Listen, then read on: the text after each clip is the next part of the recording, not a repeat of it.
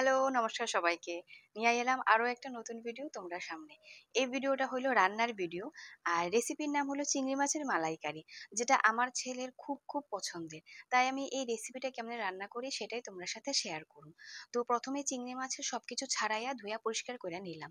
তারপর যে উপকরণগুলি লাগতাছে সেগুলি হইল টমেটো কুচি, কাঁচা লঙ্কা, তেজপাতা, শুকনো মরিচ, রসুন কয়েকটা, আদা কুচি, পেঁয়াজ কুচি, দারচিনি আর এলাচ। আর এখানে নিলাম লবণ, হলুদ, মরিচের গুঁড়া, জিরে গুঁড়া। যদিও মরিচের গুঁড়াটা এখানে শুধুমাত্র কালারের লিগাই আমি সামান্য নিলাম, কেননা এই রেসিপিটা তেমন ঝাল ঝাল হয় না। তো এবার চিংড়ি মাছের মাছগুলিরে আমি হলুদ লবণ দিয়া মাইখা একটু হালকা ফ্রাই করে নিলাম। আর এখানে মিক্সিংয়ে পেস্ট করার লিগা নিলাম কয়েকটা রসুন, আদা কুচি, অল্প টমেটো কুচি আর অল্প পেঁয়াজ কুচি। আর বাকি উপকরণগুলি আমি পরে ফোড়নে দেব। এবার শুরু রান্না। যে তেলটাতে আমি চিংড়ি মাছগুলিরে ফ্রাই করছিলাম আর একটু তেল দিয়া সেটাতেই আমি একে একে তেজপাতা, শুকনো মরিচ, এলাচ, দারচিনি, আস্ত জিরা দিয়া দিলাম। তারপর কাইট্টা রাখা বাকি উপকরণগুলিও দিয়া দিলাম। এবার দিমু লবণ, হলুদ, মরিচের গুঁড়া, জিরার গুঁড়া। তারপর সামান্য একটু জল দিয়া নাড়াচাড়া কইরা তারপরে দিয়ে দিমু পেস্ট যে করছিলাম সেটা। তার মাঝখানে কই আমার ঘরে আর সবাই আবার চিংড়ি মাছ খায় না। আমি নিজেই খাই না, শাশুড়ি মাও খায় না।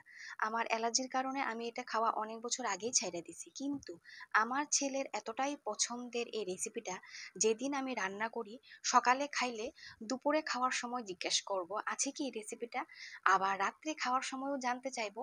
আর তো মনে হয় নাই না মালাইকারি। তাই ঘরের অন্যরাও না খায়া রাইখা দিব আমার ছেলের লিগা। তো এবার মশলাটা একটু ভাজা ভাজা হইতে হইতে সবচেয়ে গুরুত্বপূর্ণ যে উপকরণ সেটা নিয়ে নেমু, যেটা ছাড়া মালাইকারি রান্নাটাই বৃথা। তো সেটা হইলো কোকোনাট মিল্ক। কিন্তু সবসময় অ্যাভেলেবেল থাকে না ঘরে, তাই আমি ঘরে থাকা নর্মাল গরুর দুধও ইউজ করি। জল আমি আলাদাভাবে ঝোল হিসাবে দেই না। আর এই রেসিপিটা তো একটু মাখা মাখা হয়, বেশি পাতলা হয় না। তো মশলাটা একদম কষানো হয়ে গেলে আমি চিংড়ি মাছগুলি দিয়াও মশলাটা একটু নাড়াচাড়া দিয়া দেবো।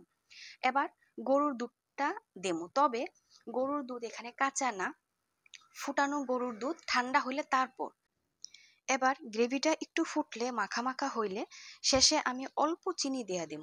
আমি এখানে আর কিছুই দিলাম না, চাইলে গরম মশলার গুঁড়াও দেওয়া যায়, শীতকালে ধনেপাতা কুচিও দেওয়া যায়, কিন্তু আমি আর দিলাম না। এমনিতেই একটু হেভি এই গরমের মধ্যে এই রেসিপিটা।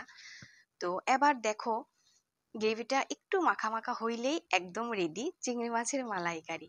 কেমন লাগলো জানায়ও, আর তোমরা কেমনে রান্না করো সেটাও জানায়ও। তো আজকে এইটুকুই, তোমরা ভালো থেকো, সুস্থ থেকো, আবার দেখা হইব নেক্সট ভিডিওতে। চলো টাটা, বাই বাই।